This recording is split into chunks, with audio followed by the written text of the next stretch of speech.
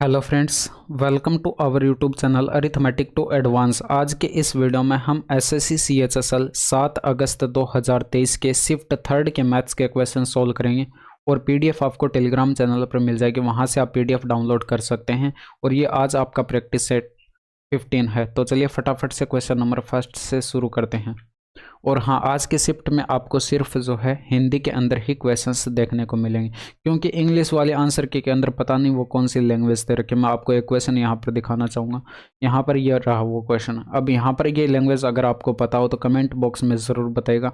मुझे यहाँ पर ये लैंग्वेज जो है उर्दू लग रही है, बाकी आप लोग कमेंट करके बताइएगा ये कौन सी लैंग्वेज है। तो चलिए फटाफट से क्वेश्चन नंबर फर्स्ट से शुरू करते हैं। अब यहाँ पर देखिए, ये आपके पास जो है 2 सेक दे रखा ऊपर। तो यहाँ पर सेक ए का फॉर्मूला होता है 1 बटे कोस ए, यानी कि 2 बटे कोस ए हो जाएगा। और यहाँ पर जो ये बटे में सेक स्क्वायर -1 जो लिख रखा है, इसका फॉर्मूला होता है सेक स्क्वायर ए -1 जो है ये बराबर होता है टेन स्क्वायर ए के। टेन स्क्वायर ए के बराबर होता है और टेन स्क्वायर ए बराबर होता है यहाँ पर कोस टेन स्क्वायर ए बराबर होता है साइन स्क्वायर ए। साइन स्क्वायर ए बटे में कोस स्क्वायर ए के बराबर होता है।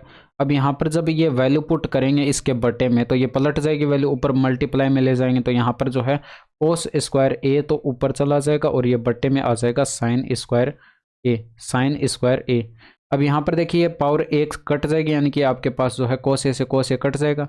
और यहाँ पर अगर आप देखेंगे तो ये साइन ए को अलग अलग कर दीजिए, यानी कि 2 के बटे में साइन ए लिख लीजिए। और यहाँ पर जो है एक साइन ए जो बचा है उसको आप यहाँ पर कोस ए के बटे में लिख लीजिए, यानी कि यहाँ पर ये बटे में साइन ए, कोस ए बटे साइन ए आ जाएगा। अब यहाँ पर अगर आप देखेंगे तो ये 2 यानी कि 1 बटे साइन ए क्या होता है, कोसेक ए होता है, यानी कि 2 कोसेक ए आ जाएगा। और इनटू में ये जो फॉर्मूला होता है ये कोट ए का होता है, यानी कि ऑप्शन नंबर फर्स्ट जो है वो आपके पास करेक्ट आंसर हो जाएगा। नेक्स्ट देखिए, इसमें देखिए दिया गया व्यंजक के बराबर है, यानी कि यहाँ पर अगर आप ऊपर देखेंगे तो ये ऊपर जो है आप कोस स्क्वायर ए का फॉर्मूला लगाएंगे तो ये 1 माइनस साइन स्क्वायर ए के बराबर होता है। और यहाँ पर बटे में जो है आपके पास लिखा हुआ है 1 प्लस का साइन ए। अब आप यहाँ पर अगर देखेंगे तो ये 1 का स्क्वायर लिख सकते हैं, ऊपर ए स्क्वायर माइनस बी स्क्वायर का फॉर्मूला लिखा हुआ है, यानी कि यहाँ पर जो है आप लगाएंगे फॉर्मूला तो एक बार लिखेंगे 1 माइनस का साइन ए और एक बार लिखेंगे 1 प्लस का साइन ए। हालांकि देखते ही आंसर टिक कर देना चाहिए, यहाँ पर प्रैक्टिस कुछ ऐसी आपकी होनी चाहिए। यहाँ पर देखिए साइन ए बटे में 1 प्लस साइन ए, ये साइन ए से साइन ए कट गया, 1 माइनस साइन ए आंसर। इसमें देखिए एक व्यापारी अपने माल की खरीद के लिए निम्नलिखित छूट की स्कीम देता है, वह स्कीम ज्ञात कीजिए जिसमें न्यूनतम छूट है। तो जब ऑप्शन नंबर फर्स्ट में देखेंगे तो 12% की 2 क्रमिक छूट हैं। एकल छूट कैलकुलेट करेंगे तो 12 प्लस का 12 माइनस 12 इंटू में 12 बटे 100 करेंगे तो यहाँ पर ये कितना हो जाएगा 24 माइनस 1.44, यानी कि यहाँ पर घटाएंगे तो ये आपके पास 22.56 बचेगा। ठीक है, और यहाँ पर 20% की एकल छूट दे रखी है आपको, और यहाँ पर 5 खरीदें 1 मुफ्त पाएँ, यानी कि 1 मुफ्त पाएँ। टोटल कितनी वस्तुएं होगी, 6 हो गई। गुणा करेंगे 100 से तो इसकी फ्रैक्शन वैल्यू क्या हो जाएगी 16 से 2/3%, ये सॉरी परसेंटेज वैल्यू हो जाएगी। और यहाँ पर अगर देखेंगे तो 6 खरीदे 2 मुफ्त पाए, यानी कि यहाँ पर 2 मुफ्त हैं, टोटल कितनी हो गई 8, और गुणा करेंगे 100 से तो यहाँ पर जो है ये 2 से कटेगा 4, 1/4 की परसेंटेज वैल्यू होती है 25%।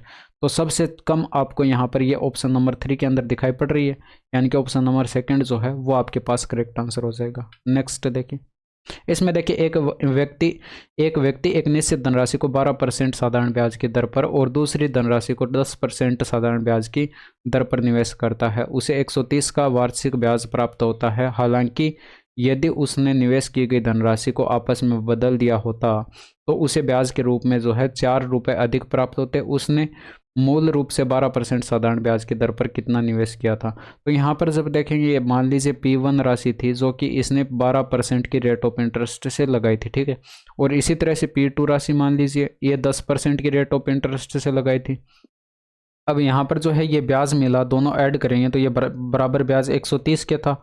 अगर इसने राशि चेंज कर दी होती, यानी कि P2 की राशि जो है ये 12% की रेट ऑफ इंटरेस्ट से लगा दी होती है, और यहाँ पर जो है ये P1 की राशि जो है वो इसने 10% की रेट ऑफ इंटरेस्ट से लगा दी होती तो यहाँ पर ब्याज 4 रुपये का अधिक मिलता, यानी कि 134 ब्याज मिलता। अब यहाँ पर क्या करना है, आपको 12% पर लगाई गई राशि आपको कैलकुलेट करके बतानी है, यानी कि यहाँ पर P1 को आपको बचा के रखना है, क्योंकि ये वैल्यू जो है आपको कैलकुलेट करके बतानी है।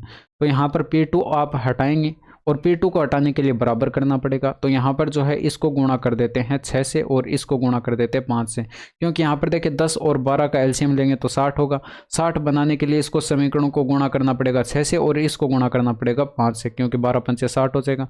अब ये जो दोनों समीकरण आपके पास बनकर आई हैं इनको लिख लेते हैं, यानी कि 12 छः 72, यानी कि P1 इंटू में 72% हो जाएगा और ये आपके पास प्लस में P2 इंटू में हो जाएगा 60% और ये बराबर हो जाएगा 13 छः 78, यानी कि 780। यहाँ पर अगर मल्टीप्लाई करेंगे तो P2 इंटू में 12 पंचे 60% और यहाँ पर प्लस के अंदर P1 इंटू में 50% और यहाँ पर 500 के 20 हो जाएगा, हासिल 2, 13 पंचे 65, 2 67। अब इन दोनों समीकरणों को सॉल्व करेंगे, यानी कि घटाएंगे। तो यहाँ पर देखिए दोनों आपस में बराबर हैं, प्लस माइनस होने के कारण कट जाएंगे। और यहाँ पर देखेंगे तो ये 50 P1 और ये 72 P1, तो यहाँ पर जो है 22% P1 बच जाएगा और यहाँ पर जो है बराबर में कितना आएगा 0, 1 और यहाँ पर 1 बचेगा। अब यहाँ पर देखिए परसेंटेज जब आप यहाँ से हटाएंगे तो ये बट्टे में कितना आएगा 100 आएगा और 22 पंचे 110 होता है, यानी कि यहाँ पर 100 इधर आएगा तो ये P1 बराबर कितना आ जाएगा 500 आ जाएगा, यानी कि 12% के रेट ऑफ इंटरेस्ट पर लगाई गई राशि कितनी थी 500 थी। इसमें देखिए 8 सेंटीमीटर त्रिज्या वाले एक वृत्त के व्यास PQ के एक सिरे पर वृत्त पर एक स्पर्श रेखा APB खींची जाती है। जीवा RS की लंबाई ज्ञात कीजिए जो AB के समांतर और P से 12 सेंटीमीटर की दूरी पर है। तो सबसे पहले एक सर्किल बना लेते हैं और इस सर्किल की जीवा आपको एक दे रखी है, यहाँ पर इस सर्किल के आपको ये जीवा दे रखी है PQ, ये PQ आपको यहाँ पर इस सर्किल की ये जीवा दे रखी है।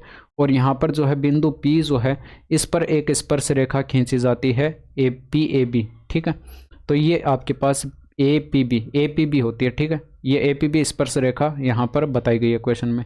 और इसके अलावा जो है इस स्पर्श रेखा के समांतर एक जीवा खींची जाती है जो कि यहाँ पर स्पर्श रेखा है, यहाँ पर RS स्पर्श रेखा है। और इसकी डिस्टेंस जो है इससे स्पर्श रेखा से डिस्टेंस जो है वो आपको बताई गई है 12 सेंटीमीटर है।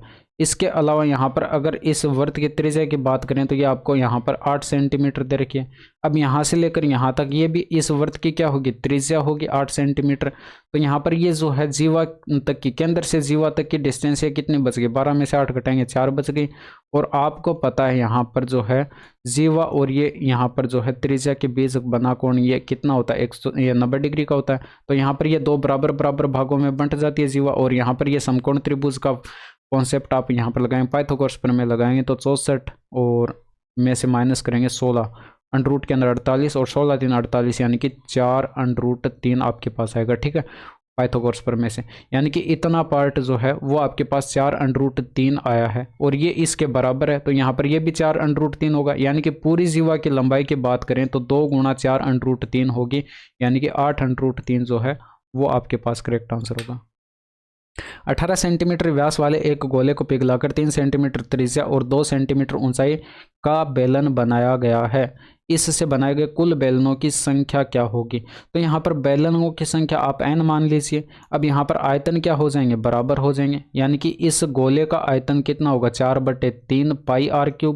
अब यहाँ पर देखिए त्रिज्या की बात करें तो व्यास आपको दे रखा है 18, तो त्रिज्या कितनी हो जाएगी 9, यानी कि 9 इंटू में 9 इंटू में 9 और ये बराबर हो जाएगी। मान लेते हैं n गोले बनाए n बेलन बनाए गए और एक बेलन का आयतन हो जाएगा पाई r²h, यानी कि यहाँ पर पाई r का स्क्वायर यानी कि 3 इंटू में 3 इंटू में h यानी कि 2।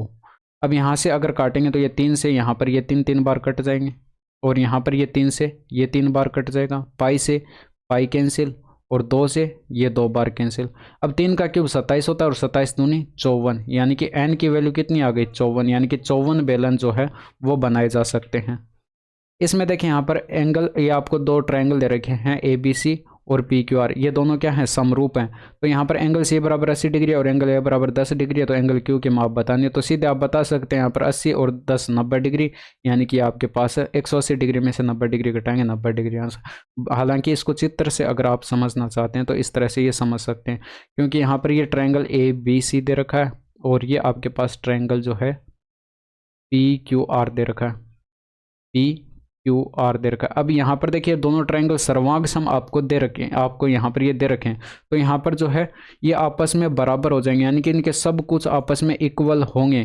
हालांकि नाम चेंज कर दिए गए, बाकी ये आपस में इक्वल होंगे। यहाँ पर एंगल बी जो है एंगल क्यू के बराबर होगा, एंगल ए जो है एंगल पी के बराबर होगा। इसके अलावा एंगल सी जो है ये आपस में यहाँ पर एंगल आर के बराबर होगा। यहाँ पर एंगल सी आपको दे रखा है 80 डिग्री और ये आपको दे रखा है कितना, 10 डिग्री, यानी कि अब भी आपके पास 10 डिग्री हो जाएगा और ये 80 डिग्री हो जाएगा।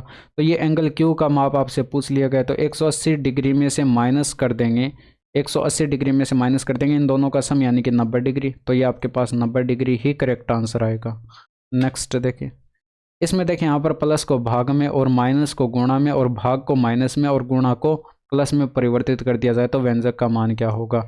तो ये क्वेश्चन जो है रीजनिंग में पूछा जाता है, इस टाइप का क्वेश्चन। यहाँ पर देखिए 87 में 87 और गुणा का आप यहाँ पर चेंज करेंगे, गुणा को चेंज करेंगे प्लस में, तो ये प्लस 256 और यहाँ पर जो है प्लस को चेंज करेंगे आप यहाँ पर भाग में, तो ये भाग 16 हो जाएगा और माइनस को चेंज करेंगे आप यहाँ पर गुणा में, तो ये गुणा 77 हो जाएगा और भाग को चेंज करेंगे आप यहाँ पर माइनस में, तो माइनस का 1359 हो जाएगा। सोल्व कर दीजिए, सबसे पहले भाग सोल्व करते हैं तो ये 16 बार कट जाएगा, 16 से मल्टीप्लाई करेंगे तो 16 से 112 का 2 हासिल 11, 112 और 11 123 हो जाएगा। और यहाँ पर जो है ऐड करेंगे 87 ये इसमें, तो ये 7 और 2 9 हो जाएगा, 8 3 11 का 1 12 और 1 13 हो जाएगा। माइनस करेंगे 1300, ये 1359 था, ठीक है, यहाँ पर 1359 इसमें से माइनस करेंगे तो यहाँ पर ये आपको डिफरेंस -40 का दिखाई पड़ रहा होगा, आंसर आ जाएगा। नेक्स्ट देखिए, राजेंद्र एक मल्टीनेशनल कंपनी में डिलीवरी बॉय का काम करता है। कंपनी उसे प्रति डिलीवरी 90 रुपये का भुगतान कर रही है। क्रमागत 15 कार्य दिवसों वाले एक पखवाड़े में उसकी प्रतिदिन औसत कमाई 540 थी। यदि पहले 7 दिनों की उसकी औसत कमाई जो है 519 प्रतिदिन थी और आखिरी 7 दिनों की उसकी औसत कमाई 546 प्रतिदिन, तो पखवाड़े में 8वें दिन उसकी औसत कमाई बताइए। यहाँ पर देखिए टोटल 15 दिनों का आपको दे रखा है। अब यहाँ पर देखिए पहले 7 दिनों की औसत कमाई दे रखी है और लास्ट के 7 दिनों की औसत कमाई दे रखी है, तो बीच में एक दिन बच गया क्योंकि टोटल 7 7 14 हो गए और यहाँ पर जो है ये बीच में एक दिन जो बचा है यही 8वां दिन था, ठीक है, और इस 8वें दिन की आपको कमाई बतानी। तो यहाँ पर टोटल 15 दिनों की कमाई कैलकुलेट करेंगे तो 15 इंटू में कर देंगे क्योंकि प्रत्येक दिन की कमाई 540 थी, तो 15 इंटू में 540 करेंगे, इसमें से माइनस कर देंगे ये दोनों जो है 7 7 दिन की दे रखी थी इनका टोटल करके, ठीक है। तो पहले 7 दिनों का टोटल करेंगे तो 7 इंटू में 519 करेंगे क्योंकि प्रत्येक दिन की कमाई 519 थी, प्लस करेंगे 7 इंटू में यहाँ पर 546 करेंगे। अब यहाँ पर देखिए कैलकुलेट अगर आप करने बैठ जाएंगे तो यहाँ पर ये ज़्यादा टाइम लग जाएगा। अदरवाइज़ यहाँ पर ऑप्शन से आप इसको चेक करते हैं तो यहाँ पर देखिए अगर यूनिट डिजिट 1 आपके पास आ जाता है तो यहाँ पर दाई के अंक तक आप कैलकुलेशन करके देखेंगे, लेकिन यहाँ पर यूनिट डिजिट जैसे ही आपके पास 5 आ जाएगा तो आपके पास आंसर आ जाएगा। तो यहाँ पर तो अगर आप कैलकुलेट करेंगे तो ये आपके पास जो है यूनिट डिजिट यहाँ पर 0 बनेगा और यहाँ पर कितना बनेगा 9 7 63 का 3 और 7 6 42 का यूनिट डिजिट 2 आ जाएगा, 3 2 5, यानी कि 0 में से यहाँ पर माइनस होगा 5, 0 में से माइनस होगा 5, यानी कि यहाँ पर देखिए 0 में से एक हासिल इधर लेंगे तो ये आपके पास 10 में से 5 माइनस होगा, यूनिट डिजिट आपके पास 5 आएगा और जैसे यूनिट डिजिट 5 आ गया आंसर आ गया। इसमें देखिए 40 सेंटीमीटर और 30 सेंटीमीटर त्रिज्याओं वाले 2 वृत्तों के केंद्रों के बीच की दूरी आपको दे रखी है, ये ज्ञात करनी है आपको सेंटीमीटर में। और यदि 2 वृत्तों के अनुप्रस्थ अप्रत्यक्ष उभयनिष्ठ स्पर्श रेखा की लंबाई आपको ये दी गई है, तो यहाँ पर जो है ट्रांसवर्स कॉमन टेंजेंट यानी कि अनुप्रस्थ अप्रत्यक्ष ये आपके पास स्पर्श रेखा की लंबाई का फॉर्मूला मैंने आपको बता रखा है। यहाँ पर अगर पी क्यू आपके पास ये अनुप्रस्थ अप्रत्यक्ष उभयनिष्ठ स्पर्श रेखा है तो इसकी लंबाई का स्क्वायर बराबर होता है यहाँ पर केंद्रों के बीच की डिस्टेंस, यानी कि ये डी होती है, यहाँ पर ये डी होती है केंद्रों के बीच की डिस्टेंस, ये R1 इसकी त्रिज्या, R2 इसकी त्रिज्या, तो R1 और R2 आपको ये दे रखे हैं, यानी कि इसमें से माइनस करना R1 प्लस R2 का होल स्क्वायर। तो यहाँ पर जो है वैल्यू पुट करेंगे, ये आपके पास पी क्यू की लंबाई दे रखी है, तो यहाँ पर वैल्यू पुट जब आप यहाँ पर करेंगे तो ये आपके पास जो है 10√15 का स्क्वायर करेंगे और बराबर हो जाएगा डी का स्क्वायर माइनस यहाँ पर R1 प्लस R2 करेंगे तो ये 70 होगा और 70 का स्क्वायर करेंगे, ठीक है। और यहाँ पर जो है ये स्क्वायर करेंगे तो ये डी स्क्वायर बराबर कितना आ जाएगा, देखिए इधर हो जाएगा 100 इंटू में 15 यानी कि 1500 हो जाएगा, और ये 7 7 49, आगे 2 0 यानी कि 4900 हो जाएगा। डी स्क्वायर बराबर कितना आ जाएगा, ये आ जाएगा 6400 आ जाएगा, और यहाँ पर जो है डी बराबर कितना आ जाएगा 80 आ जाएगा। नेक्स्ट देखिए, इसमें देखिए x प्लस 1/x बराबर -1 दे रखा है, तो इसका मान कैलकुलेट करके बताना। मैंने आपको यहाँ पर एक फॉर्मूला बता रखा है x की पावर 5 प्लस 1/x की पावर 5 कैलकुलेट करने का, पिछले ही शिफ्ट में मैंने आपको बताया था। और यहाँ पर जो है इसको आप क्या लिख सकते हैं, x की पावर 5 का क्यूब लिख सकते हैं और प्लस 1/x की पावर 5 का क्यूब लिख सकते हैं, इस तरह से आप लिख सकते हैं।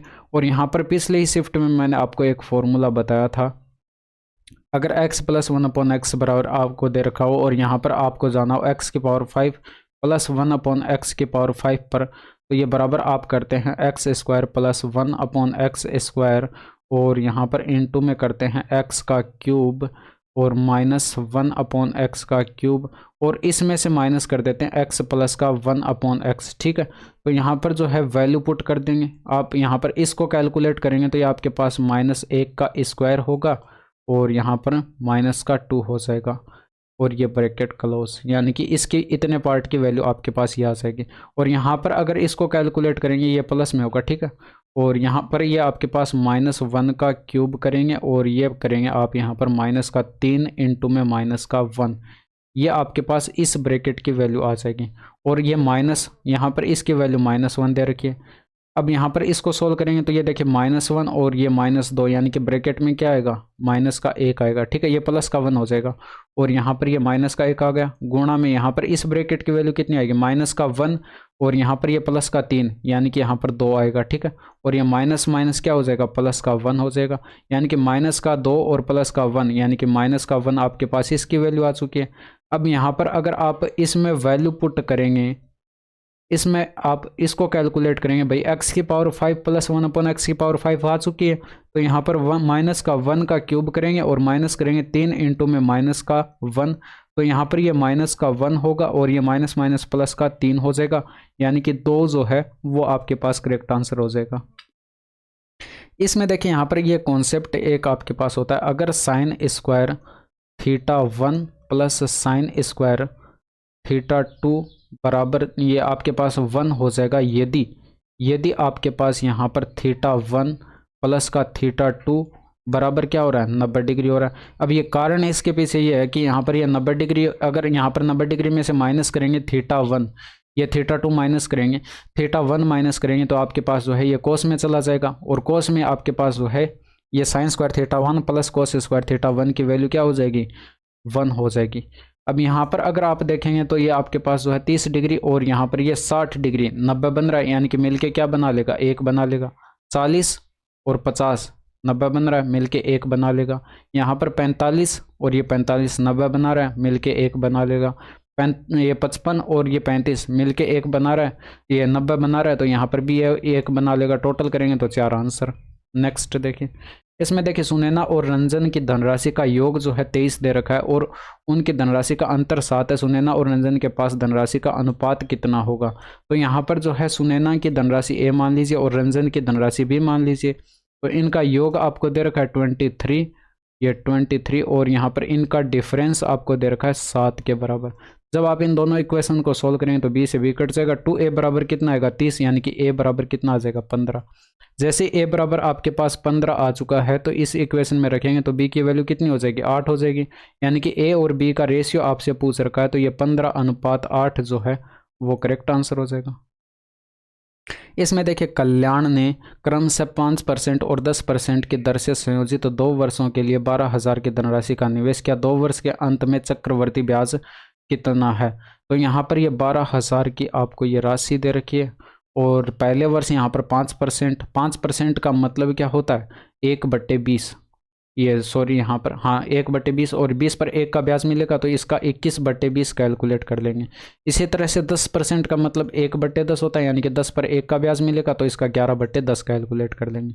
और ये आपके पास जो है कितना आ जाएगा, ये आपके पास आ जाएगा 0 से 0 कैंसिल हो जाएंगे, 2 से ये कट जाएगा 60 बार, और यहाँ पर 21 से 126 हो जाएगा और आगे एक 0 आ जाएगा। 11 से मल्टीप्लाई करेंगे तो 6 और ये 6 2 8 और ये 3 और ये 1 आगे 0 आ जाएगा। ये आपके पास अमाउंट निकल कर आ जाएगा, ठीक है। ये आपके पास है अमाउंट, ये अमाउंट है और ये आपके पास प्रिंसिपल दे रखा है।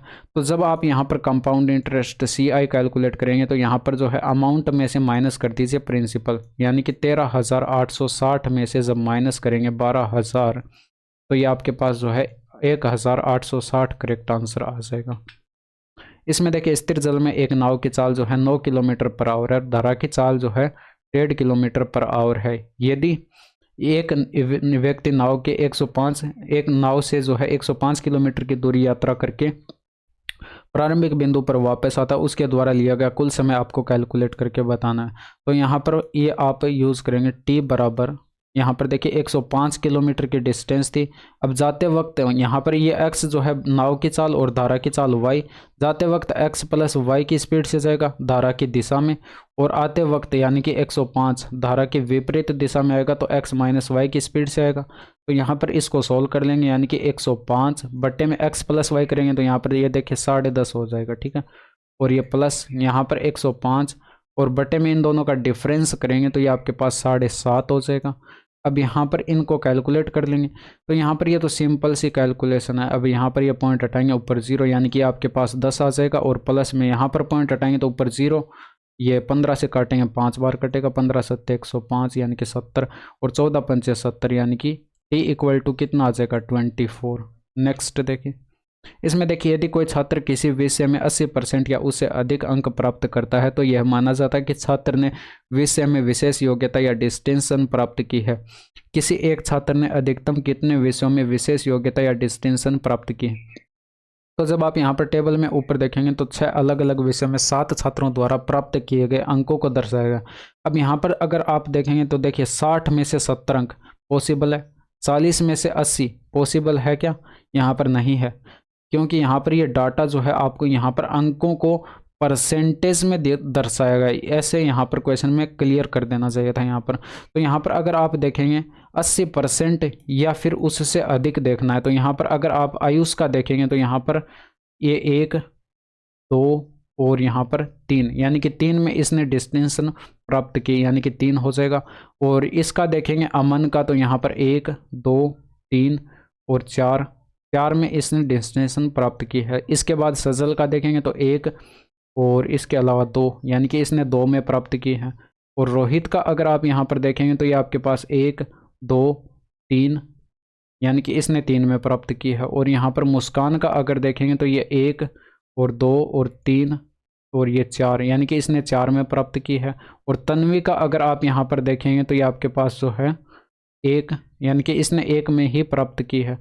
और तरुण का अगर आप यहाँ पर देखेंगे तो ये आपके पास जो है इसने 2 में प्राप्त की है, यानी कि यहाँ पर सबसे ज़्यादा जो है यहाँ पर मुस्कान और ये अमन, यानी कि मैक्सिमम जो है 4 विषय में इन्होंने डिस्टिंक्शन प्राप्त की है। इसमें देखिए एक टी शर्ट का अंकित मूल्य 560 है। दुकानदार कृष्णा 16% की छूट देता है और 12% का लाभ अर्जित करता है। यदि कोई छूट ना दी जाए तो कृष्णा को कितना लाभ होगा? तो यहाँ पर देखिए 560 ये अंकित मूल्य था और इस पर 16% की छूट, यानी कि फ्रैक्शन वैल्यू कितनी हो जाएगी? ये 4/25, यानी कि 25/4 की छूट, तो 21/25 इसका कैलकुलेट करेंगे। और यहाँ पर प्रॉफिट कॉस्ट प्राइस पर कैलकुलेट करते हैं, इसकी फ्रैक्शन वैल्यू हो जाएगी 3/25, यानी कि 25/3 का प्रॉफिट हो रहा है। तो कॉस्ट प्राइस पर कैलकुलेट करेंगे 28/25, यानी कि 25 से 25 कैंसिल, और इसके अलावा 7 3 का 21 और ये 700 के 28, यानी कि यहाँ से अगर 4 से इसको और काट लेंगे तो ये 140 हो जाएगा। 14 4 56 होता है और 14 3 42, यानी कि 420 हो जाएगा। यानी कि कॉस्ट प्राइस आपके पास ये आ चुका है, कॉस्ट प्राइस आपके पास आ चुका है। अगर वह छूट नहीं देता है तो यानी कि सेलिंग प्राइस जो है उसका मार्क प्राइस ही सेलिंग प्राइस हो जाएगा। यानी कि मार्क प्राइस कितना था? 560 था, तो यानी कि 420 की वस्तु 560 में बेची जा रही है। कितने अधिक में बेची जा रही है? 140 अधिक में बेची जा रही है। तो यहाँ पर 140 का प्रॉफिट हो रहा है कितने पर, 420 पर, और गुणा कर दीजिए 100 से। तो यहाँ पर जो है 0 से 0, 14 3 42, यानी कि 1/3 की परसेंटेज वैल्यू होती है 33 सही 1/3%, यानी कि ऑप्शन नंबर 3 जो है ये करेक्ट आंसर हो जाएगा। इसमें देखें यहाँ पर x² + y² + z² बराबर आपको दे रखा है, और ये भी आपको दे रखा है x + y + z बराबर आपको कैलकुलेट करके बताना है।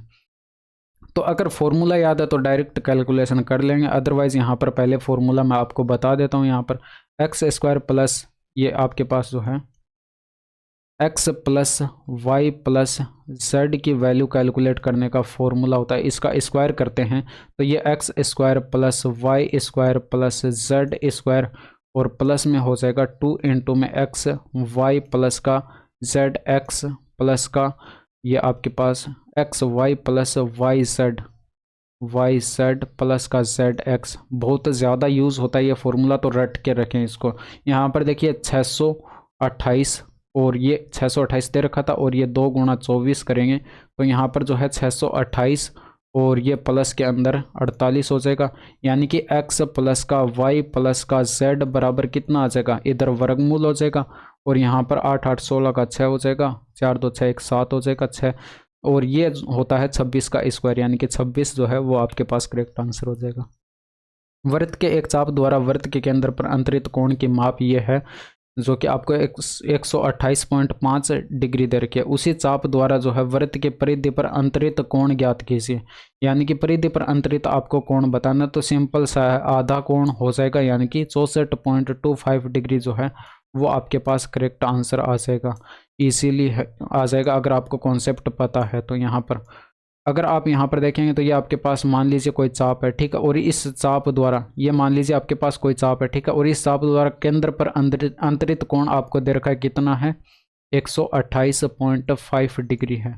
और अगर आप यहाँ पर इन बिंदुओं को परिधि पर मिलाते हैं तो ये परिधि पर बना कोण जो है वो आपको कैलकुलेट करना है, तो ये तो आप सभी को पता होगा। अगर आप यहाँ पर देखिए इन बिंदुओं को आपस में मिलाते हैं तो ये इस वृत्त की क्या होगी, जीवा होगी, और हम जानते हैं कि जीवा द्वारा जो है परिधि पर बनाया गया कोण केंद्र पर बनाए गए कोण का क्या होता है, आधा होता है, यानी कि 128.5 डिग्री का आधा करेंगे तो यानी कि 64.25 डिग्री जो है वो आपके पास करेक्ट आंसर आ जाएगा।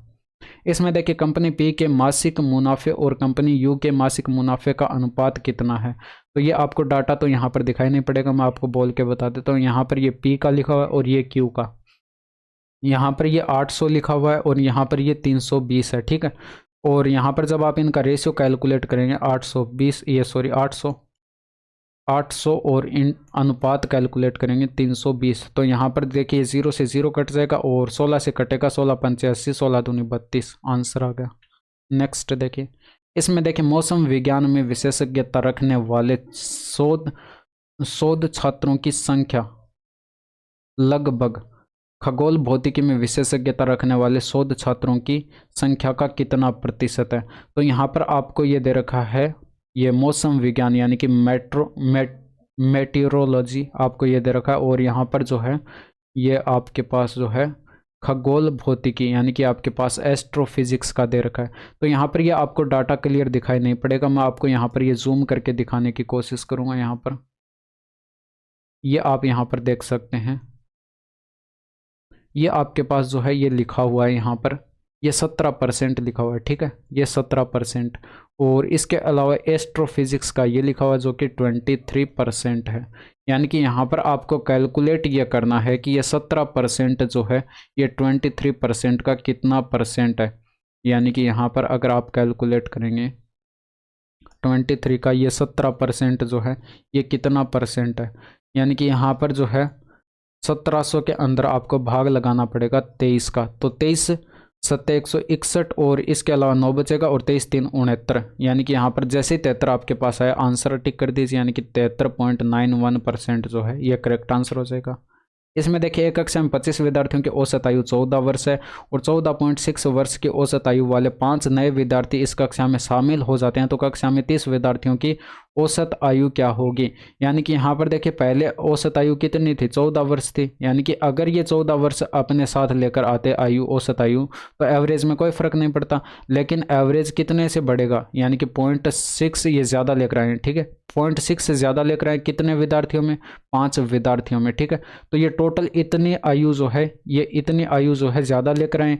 अब यहाँ पर 25 ये पहले थे और 5 ये और आ गए, यानी कि 30 में ये डिवाइड होगा, तो ये बटे में 30, और यहाँ पर पॉइंट हटाएंगे तो ये बटे में 0, और यहाँ पर प्लस कर दीजिए इसको, यानी कि 6 पंचे 30 और 30 का इसमें भाग लगाएंगे तो ये आपके पास जो है 10 बार कट जाएगा। यानी कि 14 प्लस का 0.1 करेंगे, यानी कि 14.1 जो है वो आपके पास करेक्ट आंसर हो जाएगा। नेक्स्ट देखिए, इसमें देखिए इसको सरल करके आपको बताना है। तो यहाँ पर इसको x मान लीजिए, इसको y मान लीजिए और इसको z मान लीजिए। जब आप यहाँ पर x plus y plus z करके आप देखते हैं और ये आपके पास अगर 0 आ जाता है, तो यहाँ पर x का क्यूब प्लस y का क्यूब और प्लस का z का क्यूब अगर होता है, तो यहाँ पर उसको आप यहाँ पर लिख सकते हैं 3xyz करके। तो यहाँ पर अगर आप देखेंगे इसके वैल्यू यहाँ पर रखेंगे, ये 1 माइनस का m दे रखा है और ये आपके पास प्लस m माइनस का n है और प्लस में n माइनस का 1 है। तो यहाँ पर ये 1 से 1 कट जाएगा, m से m, n से n कट जाएगा, यानी कि बराबर 0 आ रहा है। तो यहाँ पर इसकी जगह जो है xyz 3xyz आप ऊपर करके लिख सकते हैं, यानी कि यहाँ पर ऊपर हो जाएगा 3xyz और बटे में जो है 12, और 1 माइनस एम को x मान लिया था और m माइनस n को y मान लिया था और इसको z मान लिया था, ताकि लिखने में जो है आसानी हो। ये इससे कट जाएगा 3/12, यानी कि 1/4 जो है करेक्ट आंसर आ जाएगा। इसमें देखिए दो संख्याएं, इस अनुपात में यदि यहाँ पर दोनों संख्याओं में 7 जोड़ दिया जाता है तो उसका अनुपात 3:5 हो जाता है। तो बड़ी संख्या कौन सी होगी। अब यहाँ पर देखिए ये 1:2 के अनुपात में आपको ये संख्या दे रखी है, यानी कि पहली संख्या अगर x है तो दूसरी संख्या कितनी हो जाएगी 2x। यानी कि पहली संख्या में अगर 7 जोड़ दिया जाए और दूसरी संख्या में भी 7 जोड़ दिया जाए तो यह अनुपात हो जाता है 3:5। क्वेश्चन में ये बोला गया, यानी कि 5x प्लस का 35 और ये 3 दूनी का 6x हो जाएगा प्लस 7 त्रिका 21 हो जाएगा। अब यहाँ पर देखिए डिफरेंस करेंगे तो x बराबर कितना बचेगा, ये 14 बचेगा। x बराबर कितना आ जाएगा 14, यानी कि पहली संख्या आपके पास आ जाएगी ये 14 और दूसरी संख्या कितनी हो जाएगी, ये 28 हो जाएगी। यानी कि बड़ी संख्या पूछी गई थी तो 28 जो है वो आपके पास करेक्ट आंसर हो जाएगा। इसमें देखिए एक प्रसिद्ध ब्रांड ने अपने माल को क्रय मूल्य से 40% अधिक पर अंकित किया, परंतु ग्राहकों को यूपीआई भुगतान करने पर 7.5% की छूट देता है। यदि ग्राहक यूपीआई द्वारा भुगतान करके एक शर्ट खरीदने के लिए 1813 का भुगतान करता है तो एक शर्ट पर कितना वास्तविक लाभ होता है। तो यहाँ पर अगर कॉस्ट प्राइस आप 100 मान लेते हैं तो मार्क प्राइस कितना हो जाएगा 40% अधिक, यानी कि 140 हो जाएगा। और यहाँ पर सेलिंग प्राइस कितना हो जाएगा, छूट यहाँ पर मार्क प्राइस पर दी जाती है तो ये 140 पर छूट दी जाएगी कितनी की 7.5% की। 7.5 को फ्रैक्शन में कन्वर्ट कर लेते हैं बटे में 100, यानी कि 0 आ जाएगा। और यहाँ पर 25 3 75 25 हो गए 100, यानी कि 40 पर 3 की छूट दी जा रही है। तो यहाँ पर इसका 37/40 कैलकुलेट कर लेंगे। 0 से 0 कट जाएगा और 2 बार कटेगा और ये 7 बार कटेगा, ठीक है। और यहाँ पर जो है 7 7 49 हो जाएगा, ऊपर हासिल 4 21 और 4 ये 25 और बटे में 2। इसमें भाग लगाएंगे तो ये आपके पास जो है 12 दूनी का 24, 9 दूनी का 18 और फिर यहाँ पर 0.5 आ जाएगा। यानी कि यहाँ पर जो है प्रॉफिट कितने का हो रहा है, यानी कि 100 की वस्तु इतने में बेची जा रही है। तो यहाँ पर प्रॉफिट आपको दिखाई पड़ रहा है 29.5 का प्रॉफिट हो रहा है। ये प्रॉफिट आपसे पूछा गया। और यहाँ पर देखिए ये विक्रय मूल्य तो आपको दे रखा था, यानी कि इसकी वैल्यू आपको दे रखी थी 1873, ये 1813 दे रखी थी। तो 29.5 यूनिट की वैल्यू कितनी हो जाएगी, ये 29.5 इंटू में हो जाएगा 1813 और बटे में करेंगे आप 129.5। यहाँ पर देखिए पॉइंट से पॉइंट कट जाएगा और इसके अलावा यहाँ पर 5 से इसको काटेंगे, 5 से इसको काटेंगे तो 5 पंचे 25 और 9 पंचे 45। यहाँ पर 5 से काटेंगे तो ये 25 5 125 और फिर यहाँ पर 9 पंचे 45। अब यहाँ पर देखिए जब आप 259 को 7 से गुणा करते हैं तो यही आपके पास 1813 आता है, यानी कि 7 बार कट जाएगा। तो यहाँ पर 9 7 63, 7 पंचे 35 और 6 41, यानी कि 413 जो है वो आपके पास करेक्ट आंसर हो जाएगा। तो ये थे 25 के 25 क्वेश्चन। और यहाँ तक की वीडियो कैसी लगी कमेंट करके ज़रूर बताइएगा। That's all for today. Thank you, धन्यवाद, बाय बाय, टेक केयर।